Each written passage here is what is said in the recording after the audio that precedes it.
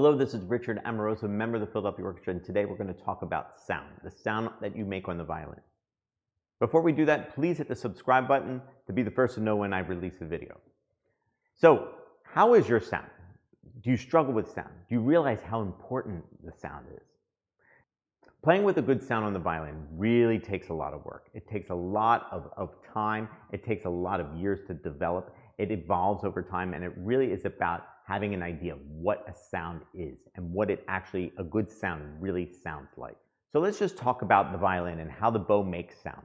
A lot of people think that the vibrato, the left hand, is what makes for a great sound. Actually, that doesn't have anything to do with a great sound. The sound is created with your bow. This is the air, just similar to a brass player or a singer, okay? This is what creates an even, nice, beautiful sound. And controlling the bow is what creates the beauty in the sound. One other interesting fact stated by a very successful luthier. He said that a sound of the violin cannot be sort of replicated digitally. And that's why on a synthesizer, you never can really hear a beautiful violin sound the way that you hear one acoustically with a violin. It's the waves of the sound with the hair of the bow touching the string that are very one of a kind that makes it very hard to replicate. So in order to kind of demonstrate that, I want you to see, you can see that the bow is basically touching the string with a different speed and weight, creating a waving sound. What a violinist really needs to learn is how to kind of create this distinct line of sound and make that sound keep ringing consistently. And you can hear that the sound will keep ringing even after the bow leaves the string. Okay? That's what makes for a really nice sound. Creating that wave and pulling the sound evenly with the right hand and right arm. Going up as well as down in the same exact fashion. Many folks struggle in keeping that sort of sustained quality of speed. It's not easy to do.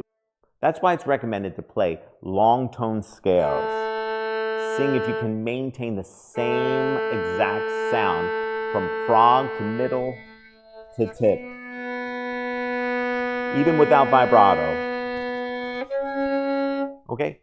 Of course, the left hand is important too, and keeping that sort of finger relationship to the string consistent definitely has an effect. If this is remain constant, then your right arm needs to remain constant in terms of speed and weight and sounding point.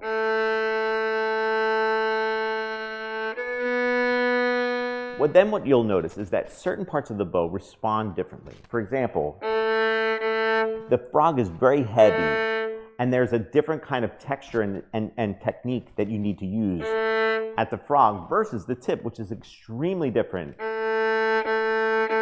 However, the same speed and weight point contact are being used in order to keep the same tone. Okay? And then, of course, everything in the middle is somewhere in between that frog and tip. But again, the bow is constantly pulling and making those waves spin. No matter where the bow is on the string.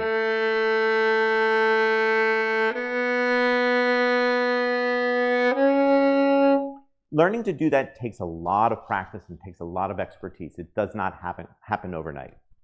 But again, the sound is created with the right hand. Of course, there's color, like I said, and things with the left hand that go on. But the left hand can ruin a sound more readily than it can enhance a sound. That's why it's so important to have this finger very securely down on the string and not changing the tone. You can see the intonation or the quality will change if that first finger is not stable. And of course, the articulation of the finger is also important. Always minding how the bow is working, sort of, again, speed, weight, and point of contact. Lastly, what needs to be noted is that most violinists don't really pay attention to the quality of their sound. They're so sort of infatuated and focused on their left hand, they forget about how important the right hand is and how important the sound is that the right hand is making. So a lot of that is just sort of, self-awareness and being sort of constantly monitoring the sound, whether it's, with a recording device or a camera or an audio tape, Really, really, really pay attention and listen to the quality of your sound and see how beautiful it is. Hopefully your teacher or you have the highest standards for your sound and you're constantly monitoring it 100% of the time. The other aspect to think about is sort of loud and soft and being able to play with a loud, beautiful sound or a soft, beautiful sound and everything in between, and learning to make those sound differences with dynamics, making crescendos and diminuendos, not changing the quality of the sound. It takes a lot of bow control to make sure that sound stays beautiful. Really pay attention to your sound. It really sets a violinist apart, one that plays with a great violin sound and one that doesn't. Thanks so much for watching. Again, please hit the subscribe button and let me know if you have any comments. Thanks so much.